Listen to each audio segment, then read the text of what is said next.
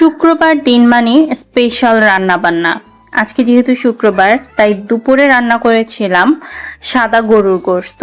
আর এই গরুর গোশতটা খেতে আমার ভীষণ ভালো লাগে সাদা পোলাও দিয়ে খেতে। আর আমি অনেকটা গরুর দুধ দিয়েছিলাম। তো এই তো আমার কিন্তু রান্না হয়ে গিয়েছে। এখন হচ্ছে প্লেটে সাজিয়ে খাওয়ার পালা।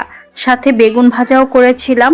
তো বেগুন ভাজা দিয়ে সাথে মাখা সালাদ দিয়ে খেতে পোলাও ভীষণ ভালো লাগে। আর পোলাওটা অনেক বেশি ঝরঝরা হয়েছিল।